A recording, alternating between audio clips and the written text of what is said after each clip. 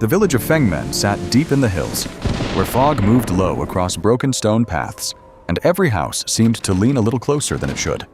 Old people in nearby towns said nobody should sleep there after dark, because the village had been left behind, but the dead had not. A young delivery driver named Wei heard those stories many times, and he laughed at all of them until one rainy night when his phone map sent him up a narrow mountain road with one last package in the back seat. He almost turned around when the signal dropped, but the order had already been paid for, and the address on the screen still pointed straight into the empty village. The place looked wrong the second he arrived, because the doors were hanging open, red paper charms were faded gray, and not a single dog barked anywhere in the dark. He found the house at the end of a crooked lane, and sitting outside the doorway, he saw a wooden chair facing the road, as if someone had been waiting for him all evening. The package label had no sender name, only 3 words that made his stomach tighten when he read them under his flashlight. "Return to owner tonight." Wei called out twice, and an old woman answered from inside with a voice so soft he almost thought the wind had made it. She told him to bring the box in and place it on the family altar because her son was coming home. The room smelled like wet ashes, and incense burned down to the stick. On the altar stood black and white family portraits, bowls of cold rice, and a paper tablet with a name brushed in dark ink. Wei set the package down, but then he noticed something that made him freeze where he stood. The name on the tablet matched the name on the package receipt, and according to the printed date, the order had been placed 7 years ago. He told himself there had to be some simple mistake, and he turned to leave, but the old woman stopped him and asked him to stay until midnight so her son would not return to an empty house. Wei wanted to refuse, yet something in her face made the words die in his throat. She looked less like a person asking for company and more like someone afraid to be left alone. So he sat on a low stool near the door while rain tapped the roof and the incense smoke curled in thin lines that never seemed to break apart. As the night grew heavier, he began hearing footsteps outside in the lane. They were slow and careful, like someone walking through mud in shoes filled with water.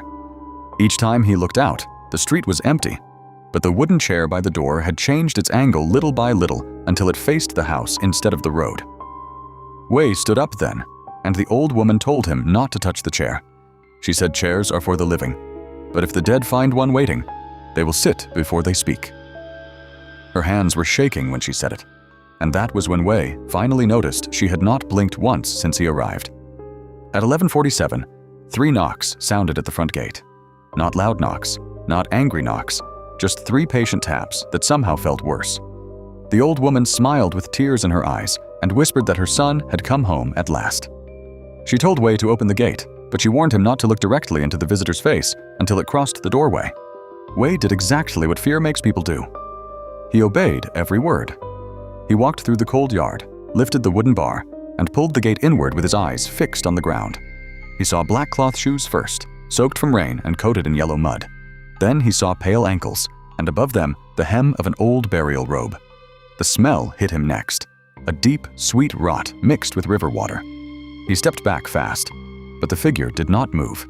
It simply stood there waiting, as though it needed permission to enter.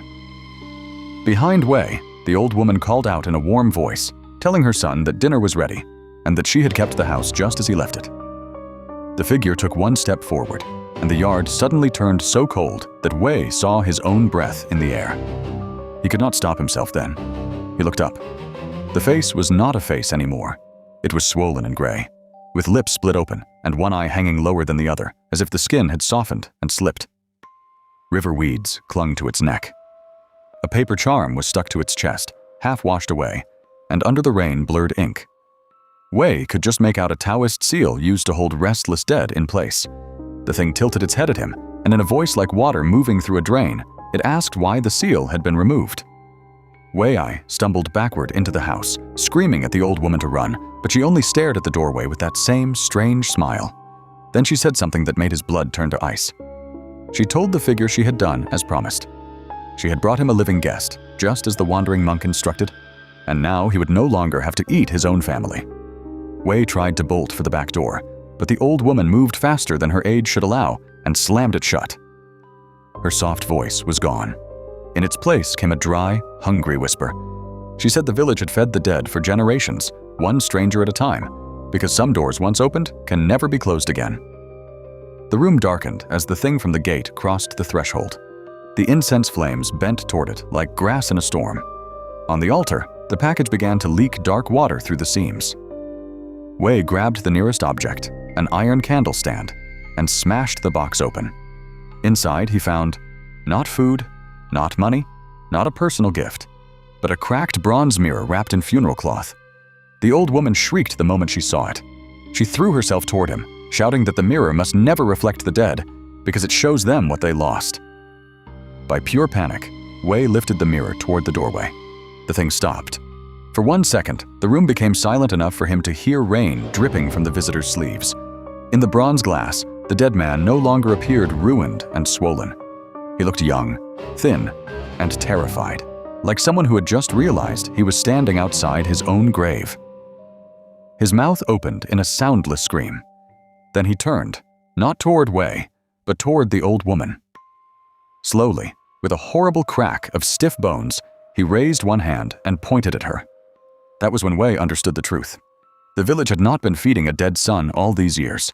The dead son had been trying to come home. The old woman had drowned him herself. She began laughing and crying together, telling the room that he was supposed to stay buried, that a son who wanted to leave his mother deserved the river. The dead man lunged at her with a force that blew out every candle at once. In the blackness, Wei heard furniture splitting, nails scraping wood, and one long choking cry that ended too suddenly. When moonlight finally broke through the clouds, the house was still. The old woman was gone. The dead man was gone. Only the chair outside remained, facing the road again. Wei ran all the way back to his van and drove until sunrise. At the first police station he found, he told them everything, every word, every detail, every impossible thing. The officers listened quietly. Then one older man asked to see the delivery receipt. Wei handed it over with shaking fingers. The address was real. The package number was real. But the customer name had changed. It was no longer the dead son's name. It was Wei's. If you ever find a package marked "Return to owner tonight," leave it where it is and never look back.